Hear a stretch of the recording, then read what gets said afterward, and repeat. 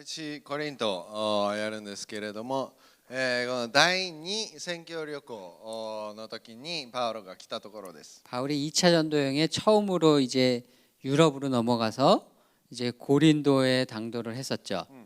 そして、ヨーロッパに、初めて、行って、そしてコリントに、行きます。 고린도에 약 서기 한 50년에서 51년 정도의 1년 6개월을 머물렀습니다. 50年から51年ぐらい、約1年半ぐらい、その場所にとどまりました。 그리고 이제 돌아온 다음에 3차 전도 여행을 떠났는데 3차 전도 여행을 했을 때 여기 에베소에 와서 2년 반을 머물렀습니다. そして第3旅行の時にはエエペソに来て2年半とどまりました。 근데 이 에베소에 있을 때 고린도에서 클로에라는 사람의 집에서 사람들이 이제 에베소를 방문을 해서 고린도의 소식을 전해 왔습니다. このエペソに行ってですね、コリント人々がエペソに来てコリントに起きているその事柄を報告しました。 그리고 고린도 교인들이 묻는 질문들이 있는데 그 편지를 써서 가지고 왔습니다. そしてコリントの人たちが聞いているその手紙を持ってですね、 그래서 やってきました。 바울이 이 에베소에 있었던 기간이 서기한 54년, 55년, 56년 요때 정도로 봅니다. 54年、55年、56年ぐらいの話。 그러니까 바울이 처음 고린도를 방문했을 때에서 한 4, 5년, 5, 6년, 5년 정도 지났을 때입니다. パウロがですね、そのコリントから5、6年後の話です。 사람들이 갖고 온 보고를 보니까 고린도 교회의 문제가 너무 많은 거예요. コリント教会にあまりにも問題がたくさんあるという報告があったわけですよね。 이제 바울이 고린도를 떠난 이후에 아볼로라는 사람이 고린도에 와서 가르쳤어요.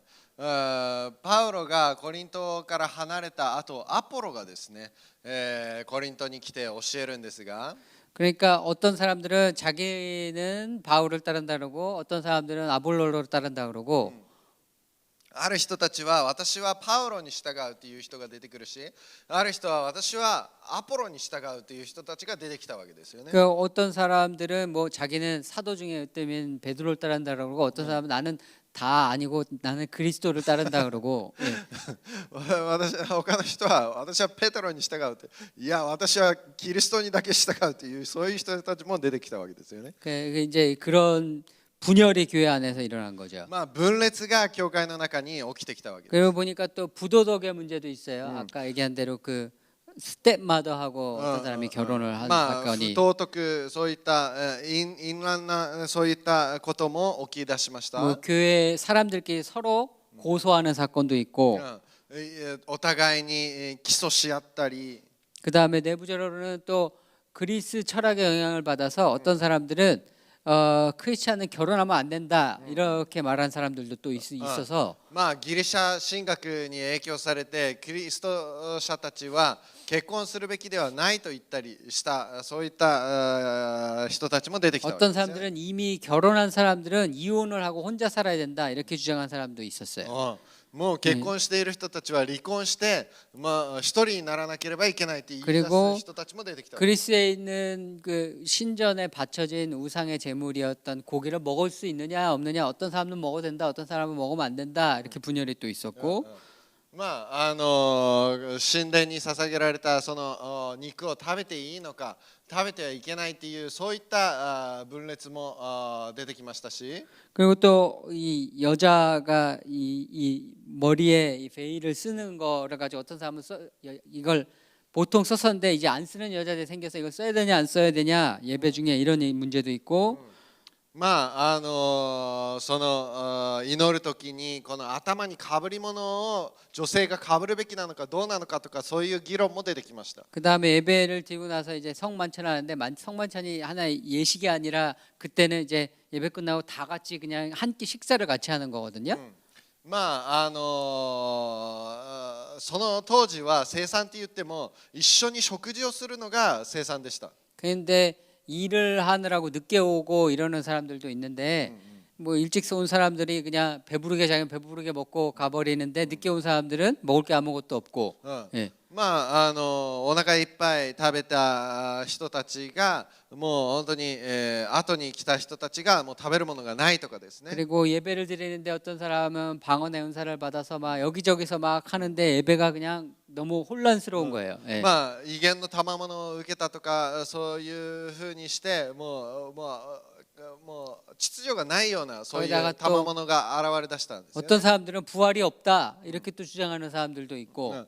他の人たちはなんか復活がないとか言ったり 그러니까 한마디로 교회 세를 할 수 있는 모든 문제의 집합체예요, 그냥 여기는. もう本当教会に起きることのできるすべての問題がコリント教会で起きたっていうふうに言ってもいいです。 그래서 이제 바울이 이 문제를 하나씩 이제 기록을 해서 해법을 제시해 주는 게 고린도전서입니다. だからパウロがこれ一つ一つ問題を解決するその知恵を書いてコリント人への手紙となることができたわけです 그래서 ね。 1장에서 4장은 누구 어떤 리더를 따른 것인가에 대한 분열의 문제를 다뤄요. 1章から4章はどのリーダーに従うのかっていうそういった分裂のことを書いています。 그래서 바울의 얘기는 나는 씨를 심었고 아볼로는 물을 주는 그런 역할을 했다.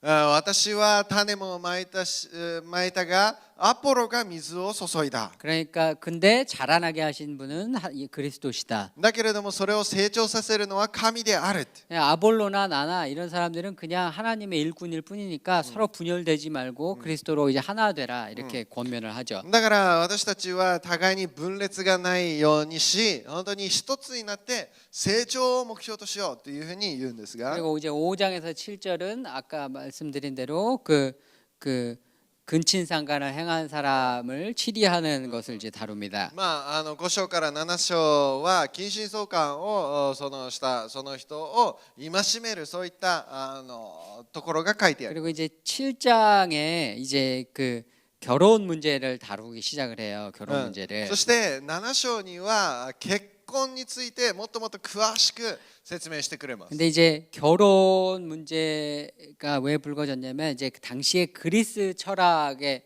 고린도 지역은 그리스 로마 문화의 영향을 많이 받았습니다. コリント地域はギリシャの影響下にあったのでギリシャのその影響をすごくたくさん受けました。 갈라디아 지방의 문제는 유대의 영향을 받은 문제였잖아요. ガラティア地方の人たちはユダヤの影響を受けた問題でした。 근데 이 고린도는 그리스에 있었기 때문에 그리스 철학의 영향을 받는 게 교회의 큰 문제였습니다.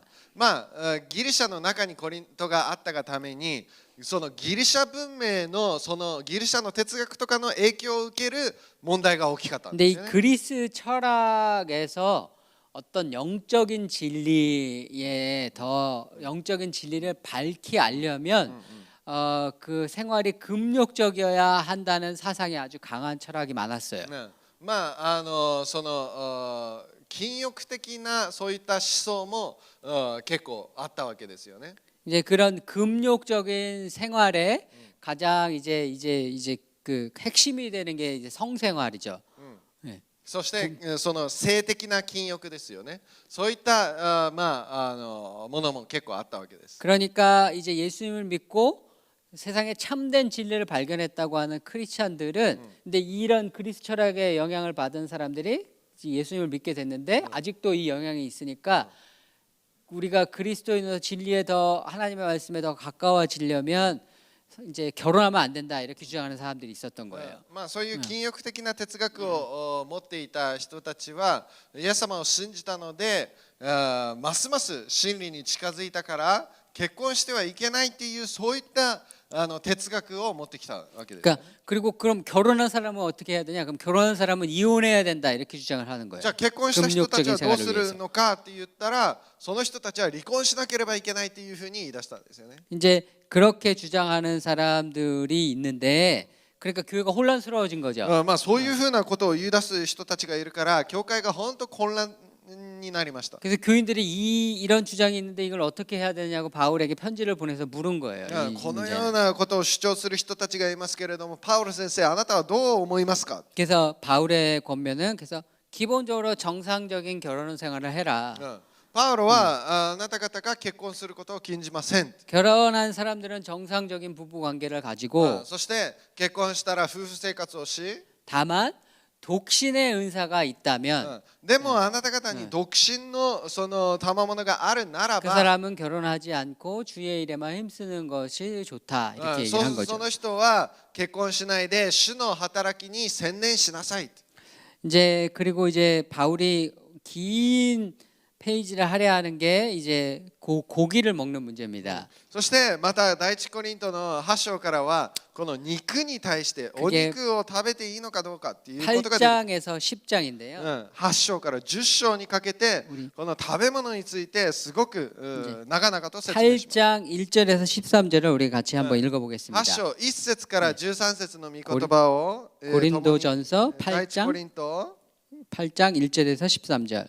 第一コリント8章の1節から13節を読んでみましょう。次に偶像に捧げた肉についてですが、私たちは皆知識を持っているということなら分かっています。しかし知識は人を高ぶらせ、愛は人の徳を立てます。人がもし何かを知っていると思ったら、その人はまだ知らなければならないほどのことも知ってはいないのです。しかし人が神を愛するなら、その人は神に知られているのです。そういうわけで偶像に捧げた肉を食べることについてですが、私たちは世の偶像の神は実際にはないものであること、また唯一の神以外には神は存在しないことを知っています。なるほど、多くの神や多くの主があるので、神々と呼ばれるものならば天にも地にもありますが、私たちには父なる唯一の神がおられるだけで、すべてのものはこの神から出ており、私たちもこの神のために存在しているのです。また唯一の主なるイエス・キリストがおられるだけで、すべてのものはこの主によって存在し、私たちもこの主によって存在するのです。しかし、すべての人にこの知識があるのではありません。ある人たちは今まで偶像に馴染んできたため、偶像に捧げた肉として食べ、それで彼らのそのように弱い良心が汚れるのです。しかし私たちは神に近づけるのは植物ではありません。食べなくても損にはならないし、食べても益にはなりません。ただあなた方のこの権利が弱い人たちのつまずきとならないように気をつけなさい。知識のあるあなた方が偶像の宮で食事をしているのを誰かが見たら、それによって力を得てその人の良心は弱いのに、偶像の神に捧げた肉を食べるようなことにならないでしょうか。その弱い人はあなたの知識によって滅びることになるのです。キリストはその兄弟のために死んでくださったのです。あなた方はこのように兄弟たちに対して罪を犯し、彼らの弱い良心を踏みにじるとき、キリストに対して罪を犯しているのです。ですからもし食物が私の兄弟をつまずかせるなら、私は今後一切肉を食べません。それは私の兄弟につまずきを与えないためです。アメン。 여기 나와 있는 대로 어떤 사람들은 고기를 먹었고 어떤 사람들은 먹으면 안 된다고 생각한 거죠. ある人たちは、お肉を食べて、ある人たちはお肉を食べてはいけないというふうに感じたわけですよね。 먹어도 된다고 주장하는 사람들의 논리는 이거죠. 우상은 참신이 아니다. この食べなくてもいいという人たちの論理は、偶像は誠の神ではないからっていうことです。 그러니까 오직 참된 신은 하나님밖에 없다. 唯一誠の神は創造主神様以外は存在しないという。 그러니까 우상의 신전에 바쳐진 고기를 먹어도 그리스도인에게 아무런 해가 없다. 우상은 아무것도 아니니까. だからクリスチャンがその偶像に捧げられたものを偽りの神だから別に私たちは影響を受けないっていうことなんですね。 근데 반대로 먹으면 안 된다고 생각했던 사람들은 우상에게 바쳐진 제물인데 우리가 어떻게 하나님의 성을 우리가 어떻게 먹느냐. 逆にその偶像に捧げられているその食べてはいけないという良心を持っている人たちはそれを偶像に捧げられてどうやってそれを食べることができるんだっていうふうに言う人たちがいるわけですよね。 말만 들으면 둘 다 맞는 것 같거든요. まあ両方なんか合ってるような気がしますよね。 자기들끼리 싸우는데 해결이 안 되는 거예요. 自分たちでいくら論理的に戦っても結 그러니까 論が出ないわけです。 이 결혼 문제와 더불어서 바울한테 편지에서 우리 중에 이런데 이걸 어떻게 해야 되는 거냐 이제 바울한테 물은 거죠. そして私たちの中にこのような論争があるんですけれども、パウロ先生はどう思われますかっていうことを聞いたわけです。 근데 이게 고대의 이제 고기라는 거는 보통 사람들은 흔히 먹을 수가 없는 음식이었어요. まあ古代ではお肉っていうのはみんなが食べられるものではなかったということ。 이제 1년 중에 고기를 먹을 수 있는 날은 대부분 그 시에 큰 축제가 있어서 크게 고기를 잡고 이게 남는 것들이 있을 때 그때만 먹을 수 있었거든요. 거의 ま 대부분. あ、大きななんか祭りがあったりとかでそこで余ったものを食べることができるそのような状況にありました。 그러니까 이제 축제가 있어서 그 제물을 바쳐지고 그 이방의 신전에서 축제가 있을 때 거기서 이렇게 먹을 수 있는 경우가 하나 있고 その違法のそういう祭りとかでそういう余り物を食べれるそういうケースが一つあって、 또 어떤 경우가 있냐면 이제 직업 동맹이라는 게 있다고 그랬잖아요. そして、昨日も言いましたけれどもこの地域の同盟体というものがあります。 일종의 같은 직업을 가진 사람들의 사교 클럽 같은 거예요. 一つのその同じ職業 근데 が持っているその 이 사교 ク 클럽에는 ラブみたいな感じです。 이 사교 클럽에 장이 있어요. 이 사람이 이제 제일 부자고 제일 이제 능력 있는 사람이죠. そのまあ団体の中でも長がリーダーがいますよね。その一番裕福で一番影響力があるそのリーダーがいるんです 이 が 사람이 이 사업 전체 그 도시의 사업 이 분야의 사업 전체를 관장하는 사람이에요. この人がその地域全体で影響力を及ぼすそういった人です。 이 장이 호의를 베풀어서 사람들에게 이렇게 비즈니스를 나눠주고 연결해주고 하는 거예요. その長が人々にビジネスを与えたり仕事を与えたりしてこの連携プレーをしているわけですよ 이 ね。 장이 일종의 후견인 같은 역할을 하는 거예요. 후견인. まあこの手伝うそういったリーダー的な役割をしているわけですよ 그래서 ね。 비즈니스에서는 이 후견인과의 관계가 굉장히 중요했어요. ビジネスではこの親的なこういう存在との関係っていうのがとっても大切だったわけ。 고린도는 무역을 하는 비즈니스 도시였기 때문에 이게 굉장히 중요했어요. コリントはビジネスをするこの貿易都市だったのでこの関係っていうのがとっても大切だったわけですよ。 근데 이 후견인이 우리 비즈니스 이 사교 클럽 사람들을 위해서 어떤 신에게 제물을 드리는 경우가 있어요. 네. そしてこのリーダーがですね、自分たちの都市が繁栄するために自分たちの神に捧げ物を捧げます。 그러면 그 직업 동맹의 사교 클럽에 있는 사람들이 다 참여를 하는 거죠. そしてその同盟体に入っているすべての人たちが一緒にそれをやるわけです。 이 경우에도 제물을 바쳐서 신전에서 같이 고기를 먹을 수도 있고 어떤 경우에는 신전에서 제물을 바치고 이 사람 집에서 고기를 먹는 경우도 있어요. そしてまあその神殿で、お肉を食べたりもしくは持ち帰ってお家で食べるそういった事柄があったわけです。 그래서 이제 뭐 도시에서 이제 축제가 있는데 남는 거는 뭐 예를 들면 그쪽 신전 제사장이 이제 부처리에 팔면은 정육점에서 이제 남은 고기들이 이제 판매가 되는 거죠. そしてそこで、余ったお肉がまた肉屋さんとかに、行ってそこでまた肉屋さんで売られるわけですよね。 그러니까 이 신전 제사 우상 숭배와에서부터 자유로운 고기는 전혀 발견할 수 없었어요. 예전에. だから正直言って、偶像に捧げられていない肉っていうのはこの時存在しないって見た方が良かった。 내가 시장에서 사 먹는다 그래도 그거는 분명히 어쨌든 신전에서 바쳐진 제물에서 나온 거예요. もう私が市場で買ったからって言ったとしてもそれは間違いなく偶像に捧げられた肉だったわけですよね。 그러니까 이 문제가 고린도 교인들에게 고기를 먹느냐 안 먹느냐의 문제가 이게 신학적인 문제가 된 거예요. 예. まあだからお肉を食べるのか食べないのかっていうのがこれが神学的な問題となったわけですよね。 이게 신학적인 주장이잖아요. 먹어도 된다는 사람도 이거 우상잉은 아무것도 아니기 때문에 먹어도 된다. まあこれ偶像だから何でもないから食べてもいいっていう人たち 먹으면 안 と 된다는 사람은 이건 우상 숭배에 바쳐진 제물이기 때문에 먹으면 안 된다. 이게 다 신학적인 주장이잖아요. 그죠? まあこれは偶像に捧げられたから食べてはいけないっていうのも神学的な見解ですよね。 그러니까 이게 신학적인 문제예요. これは神学的な問題だったんです。 근데 신학적으로 누가 옳고 누구 그르냐의 문제인데 동시에 이게 신학적인 문제를 뿐만 아니라 사회적인 문제예요. そして同時に社会的な問題でもあったわけですよね。 왜 사회적인 문제냐면 특히 직업 동맹에 참여하는 사람들은 그 자기 후견인이 하는 행사에 참여를 안 할 수가 없거든요. なぜなら事業のこの同盟に入っている人たちは自分のリーダーがやっているそういったことをその団体がやっていることに共同しないわけがいかないわけですよね。 거기다가 이제 参加しないわけ。 그 도시를 지키는 수호신에게 드리는 제사 같은 경우는 온 도시가 전부 다 참가하는 건데 거기에 이제 참가를 하느냐 안 하느냐가 이게 사회적으로 굉장히 중요한 문제인 거죠. そして都市的な神に捧げるそういったものにはその参加するかしないかというのはとっても大切になってくるわけですよね。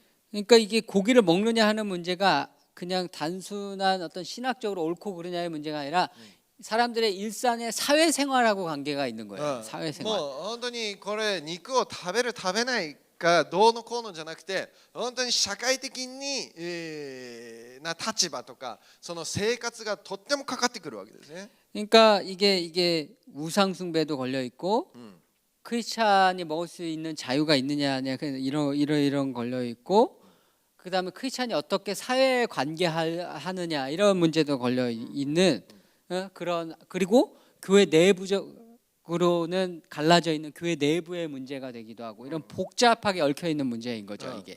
まあそれがクリスチャンとして、正しいのかとかそういうのもありますけれども社会的に生き残れるのか、存続危機とかそういったいろいろな問題が 그래서 関わってくるわけ。お肉の問題にですね。 가장 그러니까 이 문제의 핵심을 하나로 표현하자면 크리스찬이 어떻게 자신의 신앙을 지키면서 동시에 사회생활을 할 수 있느냐의 문제인 거예요. まあ、もっと簡潔に言ってしまいますと自分の信仰を守りながらどのようにしたら社会生活をすることができるのかっていうことなんですね。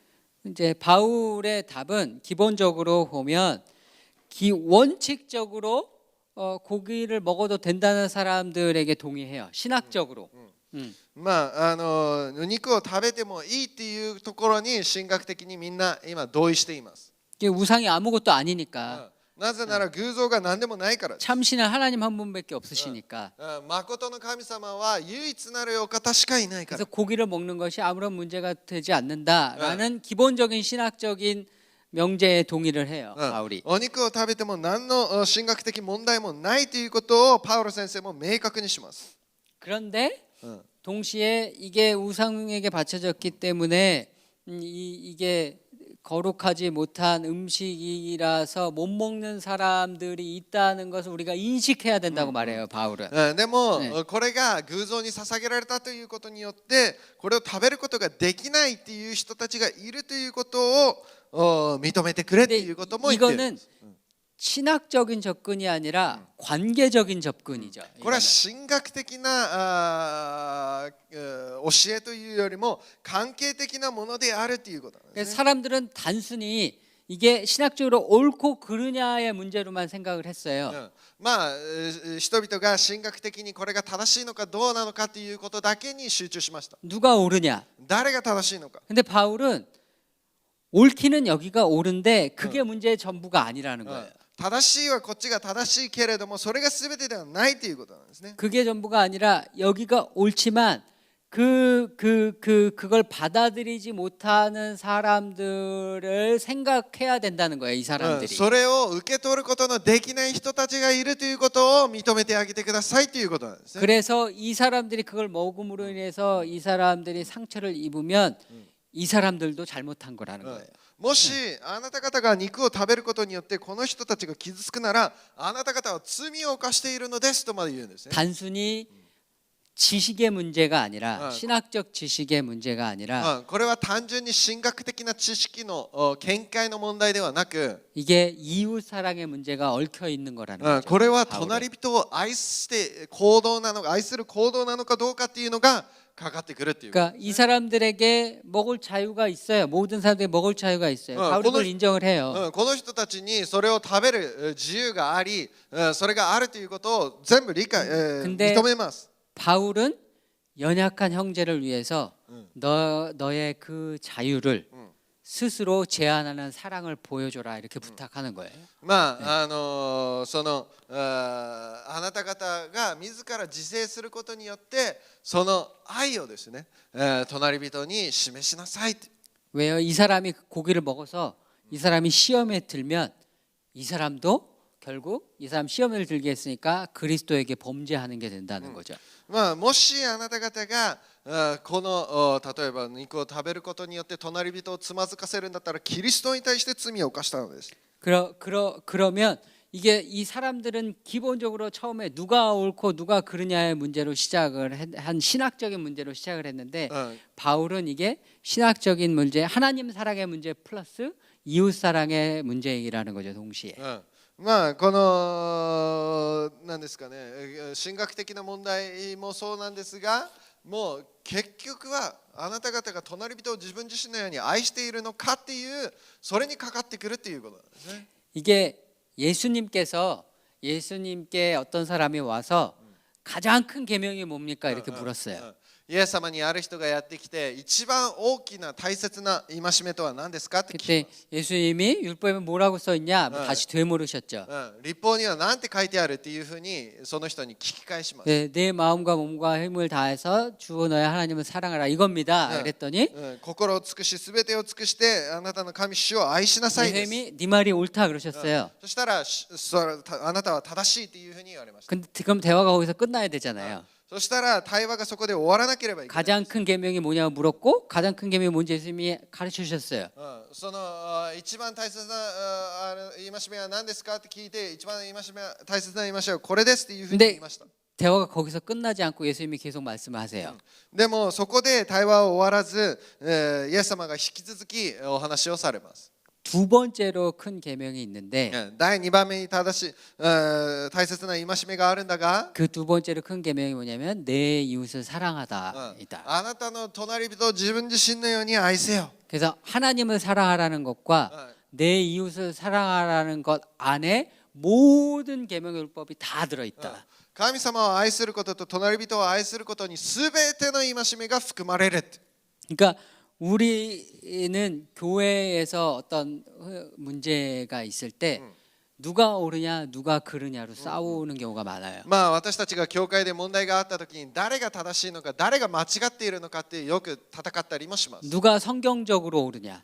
誰が聖書的に合っているのか。 근데 많은 경우에 이 신학적인 문제로 인해서 사람들이 갈라지고 사람들이 서로 반목하게 되고 싸우게 되면 이미 그거는 둘 다 틀린 거예요.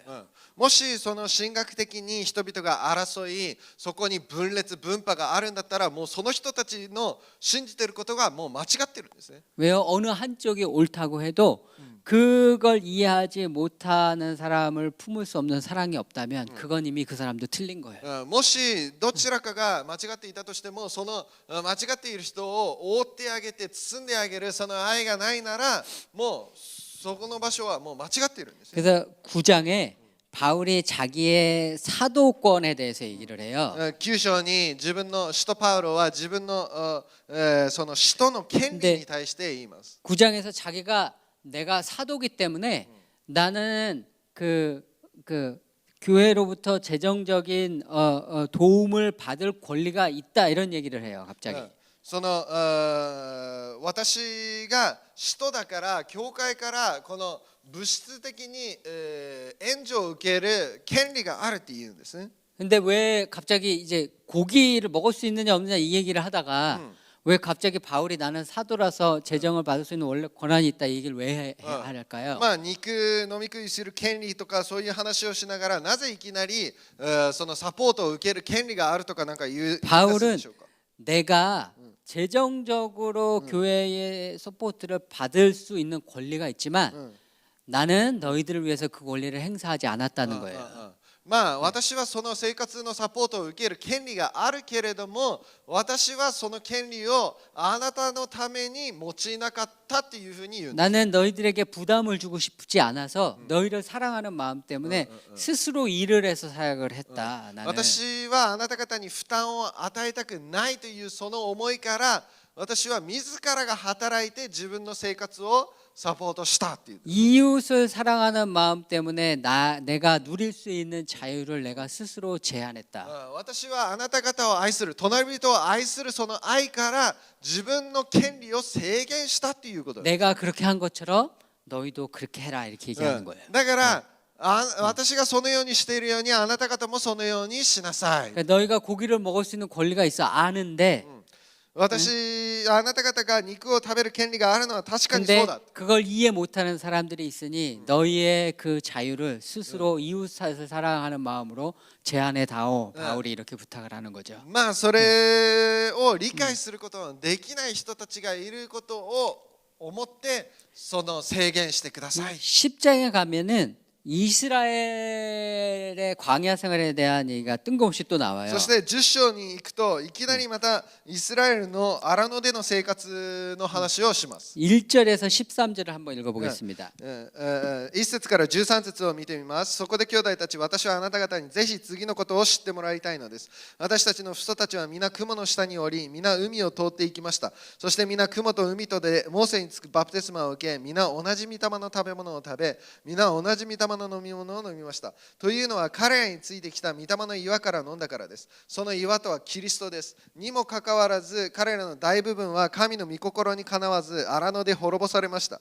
これらのことが起こったのは私たちへの戒めのためです。それは彼らが貪ったように私たちが悪を貪ることのないためです。あなた方は彼らの中のある人たちに倣って偶像崇拝者になってはいけません。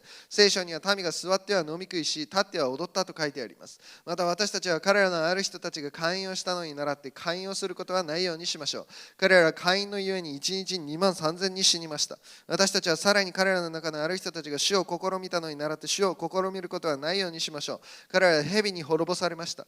また彼らの中のある人たちがつぶやいたのに倣ってつぶやいてはいけません。彼らは滅ぼす者に滅ぼされました。これらのことが彼らに起こったのは戒めのためであり、それが書かれたのは世の終わりに臨んでいる私たちへの教訓とするためです。ですから立っていると思う者は倒れないように気をつけなさい。あなた方のあった試練は皆人の知らないものではありません。神は真実の方ですから、あなた方を耐えられないほどの試練に合わせることはなさいません。むしろ耐えられるように試練とともに脱出の道も備えてくださいます。 이 12절에 보면 서 있는 자는 넘어질까 주의하라라고 경고를 12 하거든요. 節に立っていると思う者は倒れないように気をつけなさいという 그러니까 이 말은 바울이 지금 먹어도 된다고 하는 사람들을 대상으로 계속해서 말을 하는 거예요. 예. まあこれは食べてもいいって言っている人たちを表しても言っていることなんです 근데 よね。 바울이 이스라엘 백성이 출애굽과 같은 놀라운 경험을 하고 만나를 먹는 놀라운 경험을 했다. まあイスラエルの民は出エジプトを体験し、天からマナが降ってくるそういった素晴らしいことも体験しました。 그런 정말 상상을 초월하는 놀라운 하나님의 역사를 경험하고도 이 사람들이 광야에서 다 죽었잖아요. このような大きなことを体験しながらも荒野でイスラエルの人たちは死んでしまいました。なぜ 왜 でしょうか？ 그랬냐? 그게 7절에 보면 이 사람들이 우상 숭배하는 사람들이 먹고 마시는 것처럼 그렇게 잔치를 벌였다는 거죠. まあ偶像崇拝者となって立って飲み食いしたっていうことなんですね。 이게 뭘 얘기하냐면 출애굽기 32장에 모세가 그 십계명을 받으러 올라가 있는 동안 금송아지한테 절하면서 먹고 마시고 했던 우상 숭배했던 장면을 이야기하는 거예요. 出エジプト32章に書いてある偶像崇拝者となって民が飲み食いしたことを表しているんですね。 이 사람들이 그 놀라운 하나님을 경험하고도 우상에 절하는 곳에서 먹고 마시는 일로 인해서 망했다.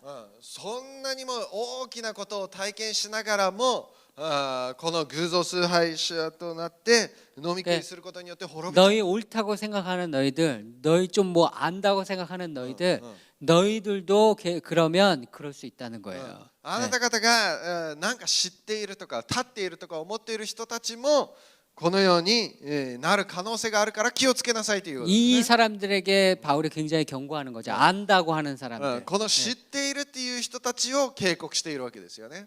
그래서 저기 14절에 보면 우상 숭배로부터 도망가라, 멀리해라 이런 말씀이 나와요. そして14節を見てみると偶像礼拝を避けなさいというふうに書いてあ 근데 る。 먹어도 된다고 하는 사람들이 먹어도 된다는 생각 때문에 무엇까지 했냐면 단순히 고기를 시장에서 사서 먹은 것뿐만 아니라 신전에서 제사를 드리고 신전에서 먹는 것까지 한 거예요.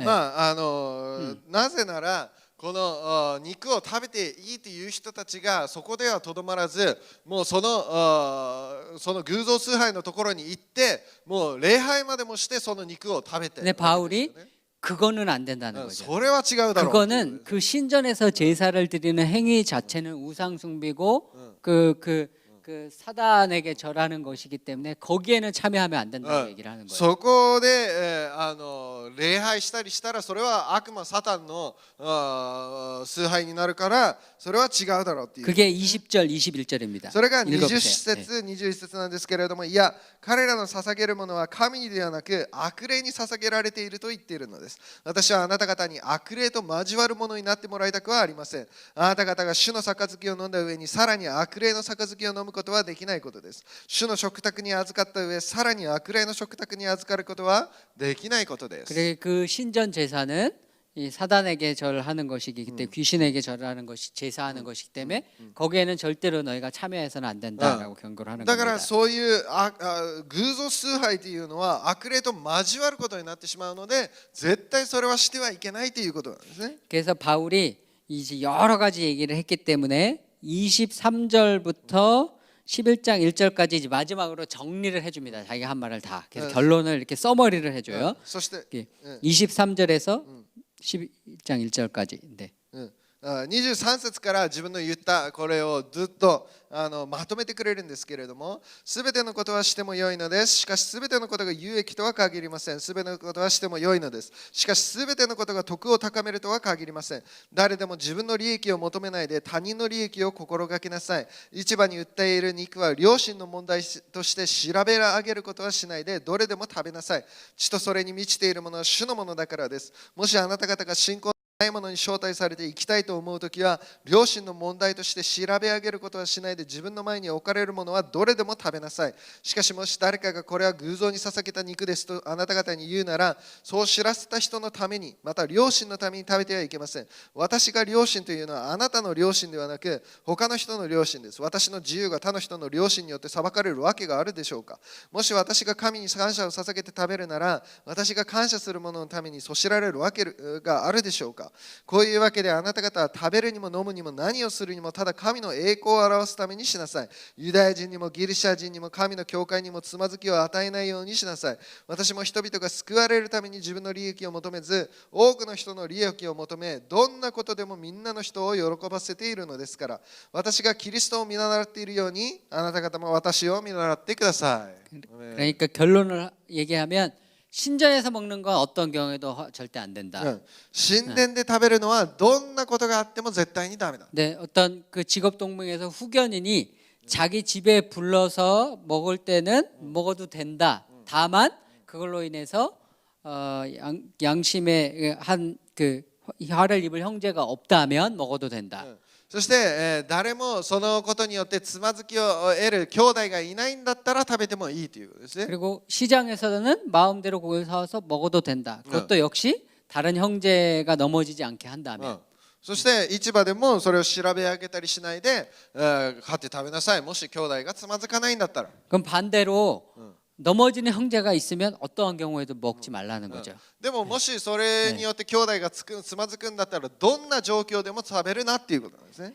예, 이게 그럼 제가 보면 크게 두 가지가 이 얘기를 들으면서 이제 생각이 나는데요.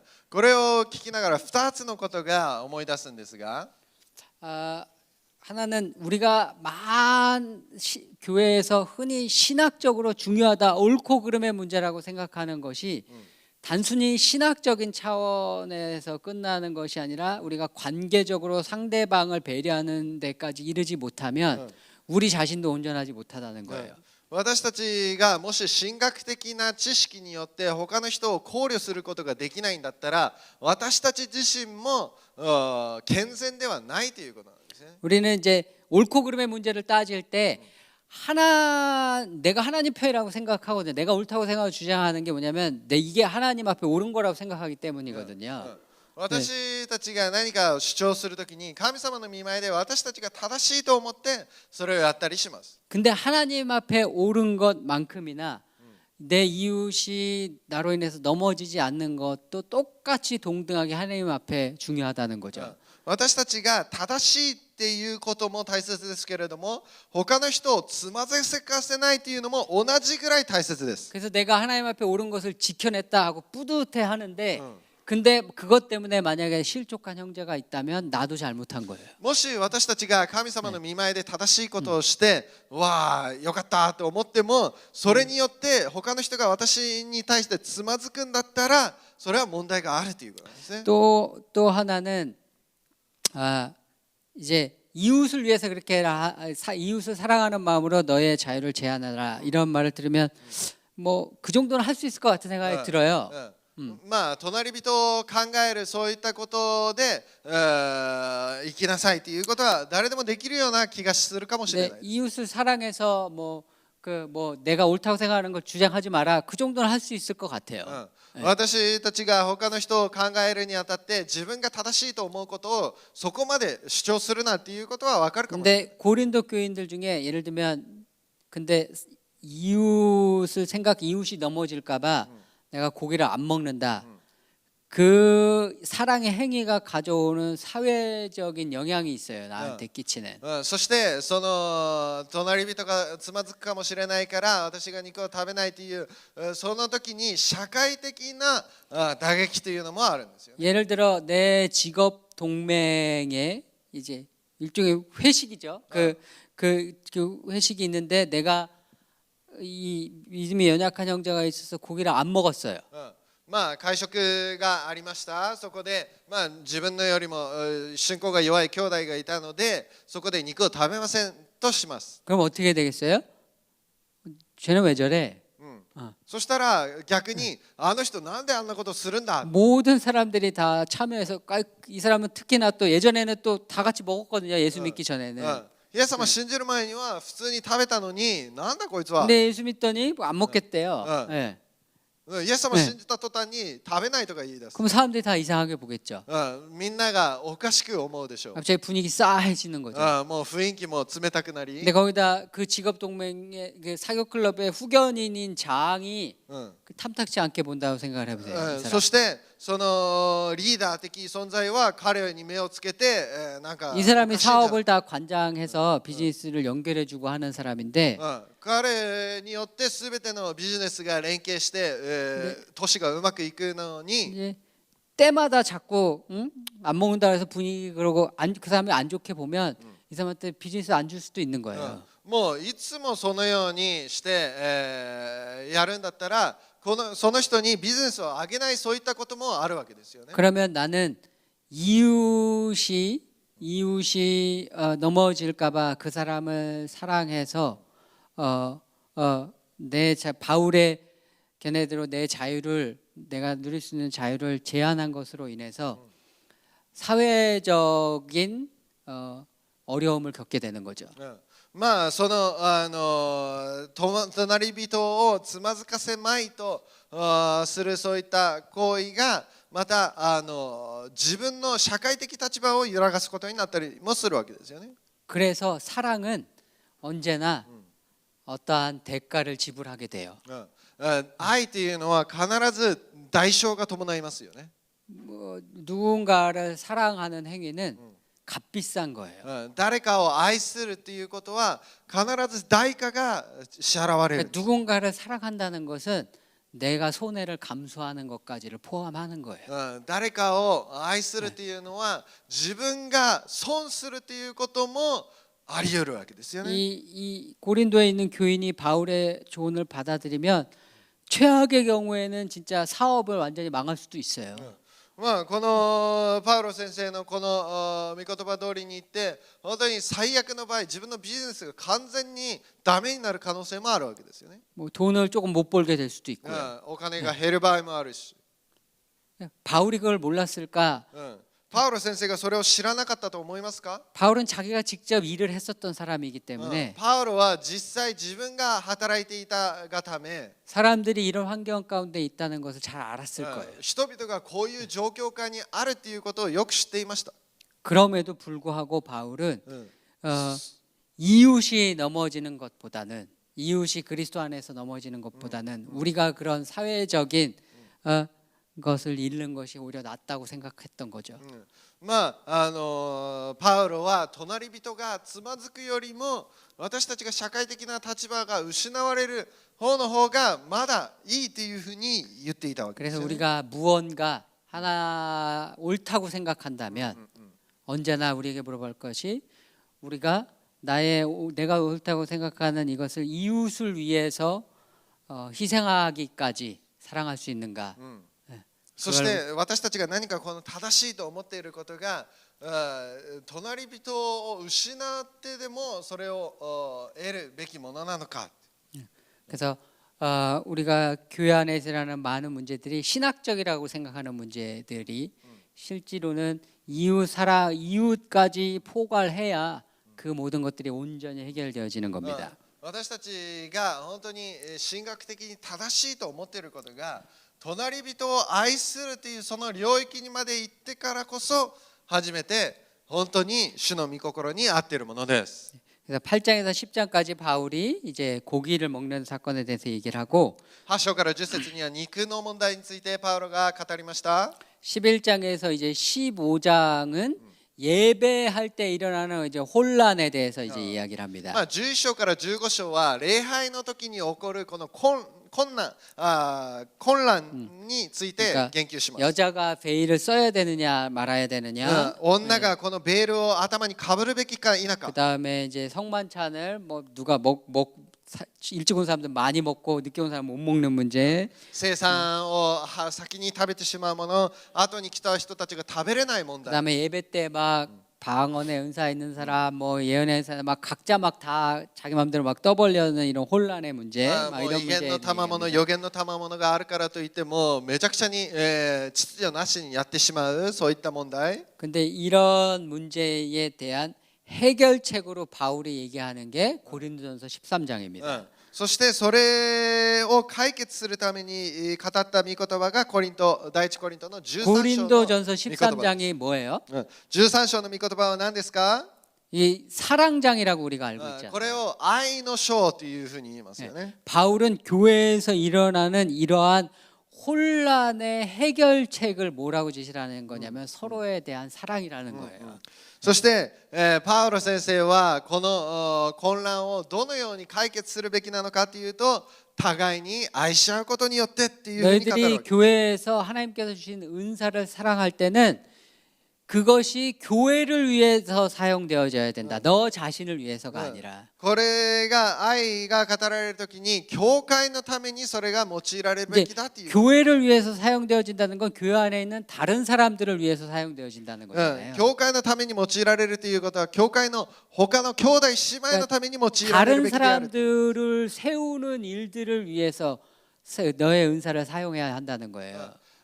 教会の兄弟姉妹たちを立て上げるためにあなたの賜物が用いられるべきだ。 근데 우리는 기본적으로 은사가 있으면 그걸로 나를 드러내고 싶은 마음이 기본적으로 있거든요. 私たちが賜物があるときに私を表そうというふう 교회 に使 안에서 いた 내가 いというふう 되게 に思います。 영적인 사람으로 보이고 싶은 욕망들이 있단 말이에요. 私がこんなにも霊的であるということを見せたいわけです。 근데 바울은 그게 아니라 그건 너희 이웃을 위해서 사용해야 되는 거야. でもそうじゃなくそれは隣人のために使われるべきだ。 그러니까 이 교회 안에 있는 이것도 어떻게 보면 신학적인 문제라고 할 수 있겠죠. 근데 이것도 결국은 이웃 사랑의 문제라는 거죠. 教会のこの問題も神学的問題というふうに捉えることもできます。だけれどもこれは実のところ隣人を愛しているかどうかという問題である。 그래서 고기를 먹느냐 마느냐의 문제나 은사를 가지고 막 사용하는 문제나 다 해결책은 결국 사랑이라는 거예요. このお肉を食べること、この教会でどのように振る舞うべきなのか、これもすべて実は愛に根源があるということです。 그리고 이제 15장에서는 이제 부활이 없다라고 얘기하는 사람들이 있었어요. そして15章にはその復活がないって言っている人たちがいたがため、 그래서 이제 바울이 그 부활이 없다는 게 잘못되고 부활이 있다는 것을 이제 차근차근 설명을 해주죠. そして復活がないというのは間違っていて、復活はあるということを明確にするわけですよね。 근데 여기서 이제 제가 11장 2절에서 16절에 있는 이제 여자가 베일을 쓰는 문제에 대해서 잠깐 얘기를 하려고 합니다. 11章2節に書いてあるこの女性が被り物を被らなければいけないっていうこの問題についてちょっと言及したいと思います。 11장 2절에서 16절을 2 읽겠습니다. 節から16節読みます。さてあなた方は何かにつけて私を覚え、また私があなた方に伝えたものを伝えられた通りに固く守っているので、私はあなた方を褒めたいと思います。しかしあなた方に次のことを知っていただきたいのです。すべての男の頭はキリストであり、女の頭は男であり、キリストの頭は神です。男が祈りや予言をするとき、頭に被り物をつけていたら、自分の頭を恥ずかしめることになります。しかし女が祈りや予言をするとき、頭に被り物をつけていなかったら、自分の頭を恥ずかしめることになります。それは髪を剃っているのと全く同じことだからです。女が被り物をつけないなら、髪も切ってしまいなさい。髪を切り、頭を剃ることが女として恥ずかしいことなら、被り物をつけなさい。男は被り物をつけるべきではありません。男は神の似姿であり、神の栄光の現れだからです。女は男の栄光の現れなのです。なぜなら男は女を元にして作られたのではなく、女が男を元にして作られたのであり、また男は女のために作られたのではなく、女が男のために作られたのだからです。ですから女は頭に権威の印をかぶるべきです。それも御使いたちのためにです。とはいえ主にあっては女は男を離れてあるものではなく、男も女を離れてあるものではありません。女が男を元にして作られたように、同様に男も女によって生まれるのだからです。しかしすべては神から発しています。あなた方は自分自身で判断しなさい。女が頭に何も被らないで神に祈るのはふさしいことでしょうか。自然自体があなた方にこう教えていないでしょうか。男が長い髪をしていたらそれは男として恥ずかしいことであり、女が長い髪をしていたらそれは女の光栄であるということです。なぜなら髪は被り物として女に与えられているからです。たとえこのことに異議を唱えるたがる人がいても、私たちはそのような習慣はないし、神の諸教会にもありません。 이제 여성의 이제 베일의 문제는 여성의 머리와 관련이 있습니다. このベールというものはこ머리카락. の女性の頭と関連しているんですよね。 이제 고대인들은 어느 그 그리스, 로마, 뭐 이스라엘, 뭐 어디를 막론하고 여성의 머리카락을, 여성의 긴 머리를 그 섹시한 심벌로 여겼습니다. この女性の長い髪をですね、このセクシーなシンボルとして人々は扱っていました。 그러니까 뭐 요즘 같으면 뭐 여성 섹시한 심벌 뭐 그러면 뭐 비키니 입은 여성의 모습 뭐 이런 걸 상상할 거예요 아마. 今現代で言ったらセクシーって言ったらなんかビキニを着てる女性って言うかもしれませんが、 고대에서는 여성이 머리카락을 드러내놓고 다니는 걸 굉장히 음란하다고 생각을 했어요. 古代では髪の毛を露出しているそれがものすごくその性的なものだっていうふうに見ていたわけです。 그래서 고대의 여성들은 다 머리를 가리고 다녔습니다. だから古代の人たちは髪の毛を必ず覆っていました。 예수님께서 그 바리새인 시몬의 집에 들어갔을 때 향유를 가지고 어떤 여인이 와서 머리를 풀어서 그 예수님의 발을 닦잖아요. イエス様の時にもそうでしたけれども、パリサイ人の家にやってきた女性がですね、自分の髪をほどいてイエス様の足を涙で濡らして拭く場面がありますよ。 바리새인 시몬이 깜짝 놀라죠. パリサイ人シモンはびっくりします。 그리고 이제 그렇게 생각하죠. 저 사람이 정말 선지자라면, 예수님이 정말 선지자라면 저 여인이 저러는 걸 어떤 사람인지 알 텐데 이렇게 생각을 하죠 혼자. そしてその人が思うことは、イエス様が本当の預言者だったら彼女がどういう人だか知っているはずだ。 왜 그렇게 놀라냐면 여성이 자기 머리를 푸는 거는 자기 남편 앞에 외에는 절대 할 수 없는 일이에요. なぜなら女性が髪をほどくっていうのはその自分の夫の前でしかやらない行為だったわけですね。 근데 더더군다나 이 여자가 창녀였다면 もしこの人が売春婦だったとしたら、 그래서 그 도시의 사람들이 그 여자가 어떤 사람인지 안다면 そしてその都市の人たちがこの 이 人が 여자가 どういう人 예수님 か 앞에서 知っている 머리를 푸는 행위는 이거는 상상도 할 수 없는 일인 거죠. イエス様の前で髪をほどくっていうことはもう本当にやってはいけないことだったんですね。 이게 그 당시에 사람들은 솔직히 말해서 여자가 남자를 잠자로 유혹하는 행위로 느꼈을 も 거예요. う完全にこれは性的な誘惑として当時の人たちは捉えていた。 이게 머리라는 게 그런 거예요. 그래서 그 유대 문헌에 어떤 집안에서 한 여인의 아들이 두 명이 다 대제사장이 된 경우가 있어요. その2人の子供たちが大祭司となったそういった場面があるんですが、 그 사람들이 그 어머니한테 물어봐요. 당신이 도대체 어떤 삶을 살았길래 아들이 한 명도 아니고 둘이나 대제사장이 되는 그런 축복을 누렸느냐 이렇게 물어봐요. その女性お母さんにですね、あなたはどういう人なので子供2人とも大祭司になるそのような祝福があるんですかって聞き 근데 ました。 이 여자의 대답이 뭐냐면 나는 집안에서도 내 머리를 한 번도 자기 아들들에게도 푸른 걸 보여준 적이 없다. ああ、その人が答えたのは家の中で自分の子供たちにでさえも自分の髪をほどくそういった姿を見せたことがないっていうふうに言いました。 이게 여성의 단정함을 넘어서 경건의 영역인 거죠. 이게 되게. これが女性の経験さを表しているっていうことを言ったわけですよね。 이제 이 그리스 로마 사회에서도 보편적으로 그래서 여성이 이게 섹스의 심벌이기 때문에 여성은 머리를 가렸습니다. 보편적으로. だからもうギリシャ、ローマ、古代のこの時にはこの髪がセクシーシンボルだったわけですからそれを覆う必要があったわけですよね。 여자가 이 머리를 가리지 않는 경우는 창녀이거나 노예이거나 女性がその髪を覆わないことはその人は売春婦か奴隷だったわけです。 그래서 이 머리를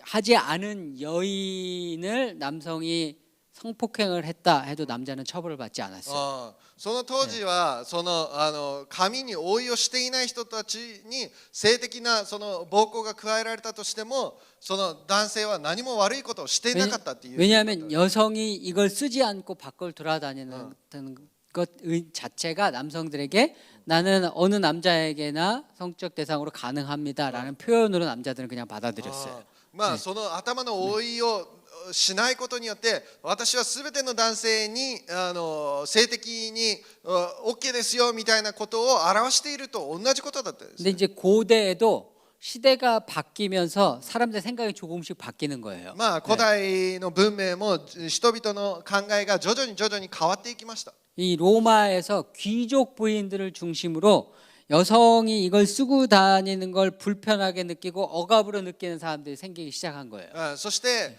まあいろいろなところに旅しながら女性がこの被り物を被らなければいけないということを不便に考え出したわけですよね。 그래서 로마에서 귀족 여인을 중심으로 이걸 벗고 다니는 것이 여성의 이제 자유 이런 걸 상징하는 걸로 해서 사는 사람들이 생기기 시작했어요. まあこれを貴族の高い位の女性たちがもうこれを脱ぐっていうことは女性の自由を表すシンボルであるっていうふうに言い出したわけですよね。 근데 이런 신문화가 그러니까 이제 고린도에까지 이렇게 전파가 된 거죠. そしてこの新しい文化っていうこの文明がコリントにまでたどり着いたわけですよね。 그러니까 이제 고린도에서도 귀족들이 그걸 자유로 여기고 이제 버리면서 벗는 게 이제 유행이 되기 시작을 한 거죠. そしてだからコリント教会でもこの貴族たちの中ではこの帽子をこの被り物を脱ぐっていうのが流行しだしたわけです。 근데 이런 귀족 부인 중에 예수 믿은 사람들이 그래서 이걸 벗고 교회를 오는 거죠. だからその貴族の人たちイエス様を信じている人たちの中でも頭に被り物をつけないで教会にやってくるわけです。 근데 이 여자들이 이걸 벗고 있는 게 대부분의 사람들은 불편한 거예요. でもこの女性がこの被り物をつけないっていうことを見ることがほとんどの人たちがちょっと無理だったわけです。 기본적으로 전통적으로 사람들이 받아들이는 게 이걸 벗고 있는 건 나는 창녀입니다라는 의미하고 똑같은 거니까. なぜならほとんどの人たちがそれを見るときに私は売春婦ですって言ってるのと同じようなメッセージを受け取るわけですよね。 이게 섹시의 심벌인데 예배를 드리는데 이게 여자가 이걸 벗고 있으니까 이게 대부분의 사람들은 아주 불편한 거죠. もう 네. これがセックスシンボルなのにもう礼拝中もう本当に目につくわけですよね。 그러니까 바울이 하는 얘기는 여성들은 예배를 드릴 때 이걸 쓰라는 거죠. だからパウロ先生が言うのは礼拝中に女性たちは頭にかぶり物をかぶりなさいということです。 여성은 이걸 쓰는 것이 좋다. それがいいって。 네. 근데 바울은 그러니까 기존의 로마 그리스 로마의 기존의 전통적인 문화를 어떻게 보면 여기서는 옹호하는 거죠. だからこの既存にあるこの伝統的文化を容認した形になったわけですよね、パウロ先生が。 근데 바울은 기존의 로마의 법 전통을 그대로 인정하는 게 뿐만 아니라 거기서 한 발짝 더 나가요. それをただ認めるだけじゃなくもう一歩進んでいきます。 뭐라고 얘기냐면 모든 여성은 이걸 쓰라고 얘기를 하거든요. すべての女性はこれを着なさいというふうに言うんですが、 근데 로마법에 의하면 창녀나 노예는 이걸 못 쓰게 돼 있어요.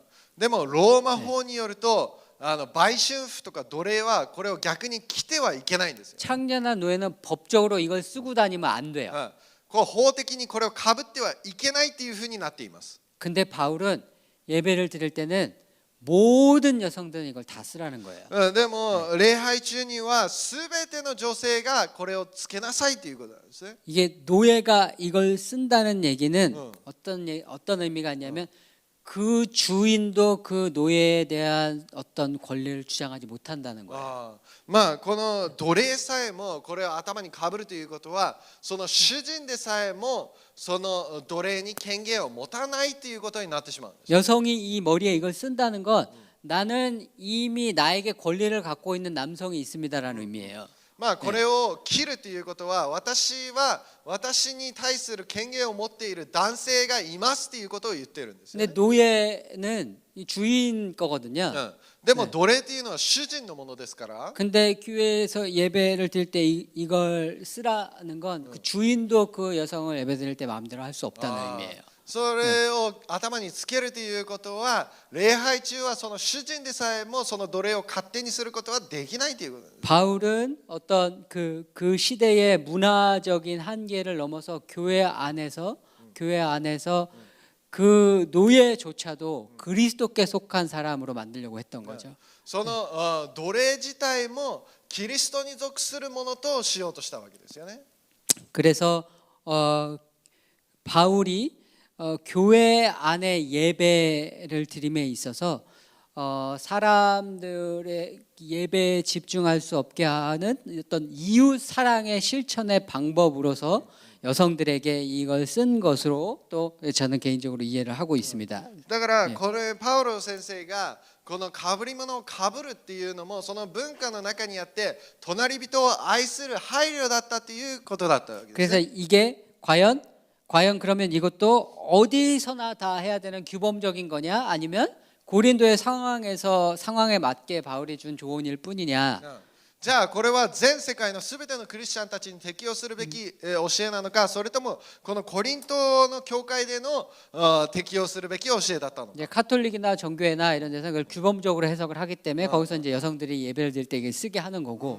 まあカトリックとかはこれをもう言語そのまんま適用しますから女性は必ず頭にかぶるものをかぶっています。 우리 개신교에서는 이게 상황적인 바울의 해법으로 해석을 하는 거죠. 그래서 우리는 예배 드릴 때 이제 이거를 요구하지 않는 거죠. この文化的、その状況的な背景を見て私たちはもうそれをしません。 그런데 어쨌든 그 모든 근본이 우리가 예배를 위한 이웃 사랑에 있다는 거죠. 그 모든 해결책. まあこれが何はともあれこれが隣人を愛する配慮からあるっていうことを皆さん捉えてください。 네. 그다음에 이제 제가 여성이 교회 안에서 이제 발언하는 문제에 대해서 얘기를 하려고 하는데요. そして女性が教会の中で喋ることについて私が説明したいんですが、 14장 26절에서 40절입니다. 14章26節から 14장 26절에서 40절 읽어주세요. 40節まで、兄弟たちではどうすればよいのでしょう。あなた方が集まるときにはそれぞれの人が賛美したり教えたり黙示を話したり異言を話したり解き明かしたりします。そのすべてのことを徳を高めるためにしなさい。もし異言を話すのならば2人か多くても3人で順番に話すべきで、1人は解き明かしをしなさい。もし解き明かす者が誰もいなければ教会では黙っていなさい。自分だけで神に向かって話しなさい。預言する者も2人か3人か話し、他の者はそれを吟味しなさい。もしも座席についている別の人に黙示が与えられたなら、その先の人は黙りなさい。あなた方は皆が代わる代わる預言できるのであって、すべての人が学ぶことができ、すべての人が勧めを受けることができるのです。預言者たちの霊は預言者たちに服従するものなのです。それは神が混乱の神ではなく平和な神だからです。生徒たちのすべての教会で行われているように、教会では妻たちは黙っていなさい。彼らは語ることを許されていません。律法も言うように服従しなさい。もし何かを学びたければ家で自分の夫に尋ねなさい。教会で語ることは妻にとってはふさわしくないことです。神の言葉はあなた方のところから出たのでしょうか。あるいはまたあなただけ伝わったのでしょうか。自分を預言者あるいは御霊の人と思う者は、私があなた方に書くことが主の命令であることを認めなさい。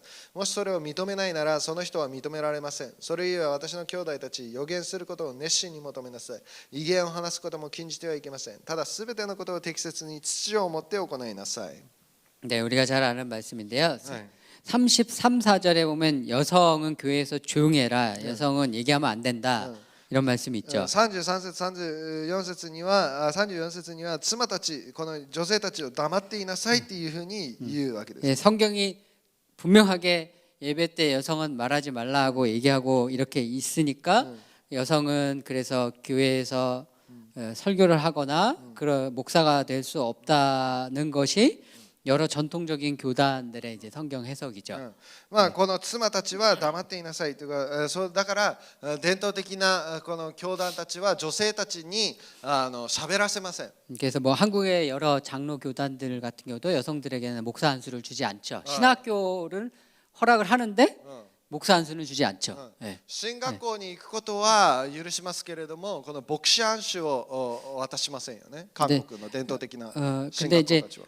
문맥을 이렇게 제가 이렇게 처음부터 쭉 보면 바울이 처음에 뭘 얘기를 하냐면 처음에 방언하는 사람들은 최대 3명만 해라. 그리고 한 명씩 순서대로 해라. 이렇게 얘기를 해요. 맨 앞에. 異言をする人たちは順序を持って順番にやりなさいっていうふうにやりますよ。 그다음에 예배 때 예언하는 사람도 최대 3명만 하고 그 사람들도 순서대로 한 사람씩 해라. 알아들을 수 있게. 預言する者も2人か3人が最大して他の者はそれを吟味しなさいっていうふうに 예배를 드릴 때 하나님의 영이면 방언하는 사람대로 예언하는 사람이 막 중구난방으로 자기 하고 싶은 대로 그냥 여기저기서 막 해댔던 거예요. まあでもその前は異言が出てきたらもうそのまま異言するし、予言したければもうそのままするしみたいな、もう秩序が全くないような状態だった 예배가 혼란스럽고 질서가 없고 무슨 말인지 알아듣지도 못하겠고 이런 상태였던 거죠.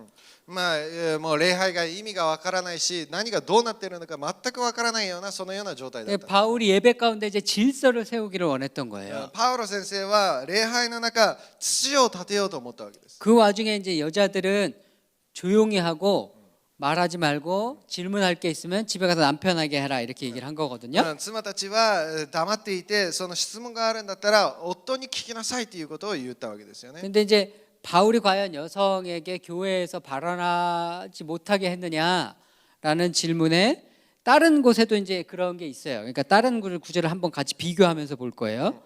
そして他のところにもこれ書いてあるんですけれども、ちょっと比較しながら見てみましょう。 이제 고린도전서 우리가 조금 아까 읽었던 이제 고린도전 11장 여성의 이 베일 이쪽 문장을 보면 바울이 모든 그 기도하거나 예언하는 모든 여성은 이걸 수고해라고 말을 해요. 誰でも祈ったり預言する人たちはこのベールをかぶってやりなさいというふうに言います。 그러니까 바울이 여성은 예배할 때 기도하거나 예언하면 안 된다 이런 말 하지 않고 하는 사람은 이걸 수고해라라고 얘기를 했단 말이에요. 그러니까 바울은 여성이 그 예배 가운데 예언하는 것 한 사람씩 하라고 그랬잖아요. 그럼 다 듣게 예언하는 걸 허락을 한 거예요. 원래. 他のところでは、女性たちを予言するときには被り物をかぶってやりなさいって言ったのを見ると、女性たちがしてはいけないということではないんですよね。 그리고 14장에 보면 바울이 사람들에게 예언의 은사를 사모해라 이렇게 얘기를 해요. そして、女性たちにも予言の賜物を切に求めなさいというわけです。 그리고 사도행전 2장에 이제 성령이 임해서 사람들이 다 이제 방언하고 예언하고 했단 말이죠. 使徒働き2章で、人々が異言を語ったり予言を語ったりしました。 근데 그게 요엘서의 예언이 하나님께서 남종과 여종에게 예언의 영을 주실 거라고 요엘이 선지자가 예언을 했단 말이죠. そしてヨエルの預言者を通して言われた男性も女性も男のしもべも女のしもべも予言したり言うということが成就したわけです。 그 요엘의 예언서에 보면 남종과 여종 모두에게 내가 나의 신을 부어 예언케 하겠다고 하나님께서 말씀하셨단 말이죠. 私の霊をすべてのもとに注いで彼らが予言するようにするって言ったわけですよね。 바울은 이 말씀을 너무 잘 알고 있었을 パウ 거예요. ロ先生はこの御言葉をよく知っていたと思います。 그리고 이제 사도행전 21장에 바울이 이제 이제 3차 전도 여행에서 넘어서 그 가이사랴에 도착을 했을 때 빌립이라는 사람의 집에 들어가요. 使徒の働き21章を見てみると、カイザリアのところでピリポという人の家に入っていきます。 일곱 집사 중에 한 명인데 이 빌립이 この人が7人の執事の中の一人なんですが、 결혼 안 한 딸이 넷이 있었는데 이 네 딸이 모두 다 예언하는 사람들이었어요. そしてこの4人の娘がいましたよね。その4人の娘全部予言をする娘たち 근데 でした。 바울이 이 여인들이라고 예언하는 것을 못하게 하지 않아요. そしてパウロ先生が女性だからといって予言をさせなかったりしましたか？しなかったんですね。 그러면 바울은 여성이 예언을 하고 사역하는 것을 인정했던 거예요. だからパウロは女性が予言したりすることを認識して認めていたわけです。 빌립보서에도 보면 빌립보에 두 명의 예언자인 빌립보 교회 리더인 두 명의 예언자인 여성이 두 명 있었어요. 교회 리더가 여성이었어요. 두 명. そしてピリポの教会も女性2人がその教会のリーダーでした。 순두개와 유오디아인가 그래요. 예. スンドケかヨデアか 근데 っていう名前で 이 す。 두 사람이 서로 견해가 틀리니까 바울이 빌립보서에서 둘이 마음을 합해서 교회를 잘 이끌어라 이렇게 얘기를 해요. そしてピリポのその2人がちょっとお互い別々のことを考えていたので2人でよく一致してちゃんとピリポ教会をリードしなさいというふうに言います。 그러니까 바울이 여성이 교회에서의 어떤 리더십의 역할을 할 수 없다거나 여성은 교회에서 말할 수 없다거나 여성은 교회에서 가르칠 수 없다는 가르침을 한 것이 아니라 だからパウロ先生はこの女性が教えるなっていうことを強調したいわけではなく 이 바울은 예배 때 이 질서를 세우기 원해서 아무 때나 막 질문하지 마라 이렇게 말을 했었던 거죠. 礼拝の秩序を保つためにいつでも自分勝手に質問したりするなっていうことなんですね。 당시에 여성들은 거의 대부분 교육을 못 받았어요. その当時の女性っていうのはあまり教育を受けたことのない人たちでした。 그리고 집에만 있으니까 사회성이 굉장히 떨어지죠. そしていつも家にばっかりいるので社会的にとても社会性がなかったんです。 오늘날 이제 미국에서 홈스쿨링하는 사람들이 사회에 적응하는데 조금 문제가 있다는 얘기들이 조금 있거든요. ホームスクーリングした子どもたちが社会の適応性がないとか言われたりもします。 홈스쿨링한 사람은 집에서 혼자 둘이만 이렇게 했기 때문에 공공 장소에서 어떻게 행동해야 하는지에 대한 인식이 잘 없대요.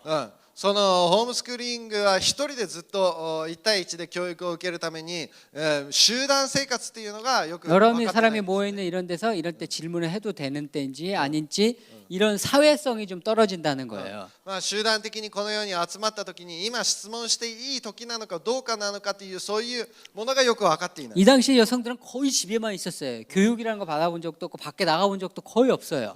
この当時の女性というのはもうほとんど家にいました。教育も受けませんでした。だからずっとこもっていたんですね。 근데 이게 예수님을 믿게 돼서 이제 교회에 와서 공공 장소에 사람들 모인데 이제 초창기에 이제 오게 됐는데 まあイエス様を信じてこのように教会で、人々と交わったり、この社会的なこの社会性が出てくるわけですよ 이제 ね。 갖게 된 믿음도 새로울 뿐더러 교육도 많이 받지 못했으니까 거기서 일어나는 많은 이야기들의 이해를 잘 못하는 거죠. 이게 무슨 말인지. 예, まあ 이런 そ 것들. のあまり教育も受けたこともないし、その言われていることがよく理解ができないわけですよ 근데 ね。 그러니까 궁금하니까 근데 사회성도 떨어지니까 아무 때나 그냥 자꾸 물어보고 자꾸 얘기하고 막 이 사람 저 사람 물어보고 서서 얘기하고 물어보고 이러는 거죠. 여성들이. まあ社会性もないし、そのまあ空気が読めないというかそういうふうな感じなので、いつも隣の人に聞いたりおしゃべりをしたりするわけです。 그러니까 바울이 여성들은 그런 게 있거든. 예배 드릴 때는 조용히 하고 있다가 집에 가서 남편에게 물어봐라라고 だ 얘기하는 から礼 거예요. 拝の時には静かにしろ、だから家に帰って夫に聞けっていうことを言ったわけです。 그러니까 핵심은 전반적으로 방언하는 자나 예언하는 자나 자꾸 질문하는 사람들이나 예배의 질서를 흐트러뜨리지 말고 예배가 질서 있게 진행이 되도록 그렇게 조심하고 질서 있게 운영을 해라. 바울의 얘기는 그거예요. だから本当に礼拝が秩序よく行くようにあなた方は黙っていなさいということをここで言ってたわけなんですよね。 그래서 그리고 이제 바울이 이 얘기를 다 마치고 이제 마지막으로 이제 사람들에게 인사를 하고 이제 고린도전서를 마칩니다. そしてこれらのことを全部言った後、コリントの人々に挨拶をしてから、終わります。 고린도 교회는 우리가 보다시피 오늘날 교회에서 발견할 수 있는 모든 문제의 집합체가 고린도전서입니다. この私たちの教会の問題すべてはこのコリント教会にもう 어느 すでにありまし 교회든 た。 어느 교회든지 그 교회 문제가 있으면 고린도전서를 펼쳐보면 유사한 문제를 발견할 수 있을 もう 거예요. 本当にどんな教会の問題もこのコリント教会のすべてのこの中に書かれてあります。 근데 고린도전서를 공부하면 많은 경우에 그 해법은 사랑이라는 걸 고린도전서를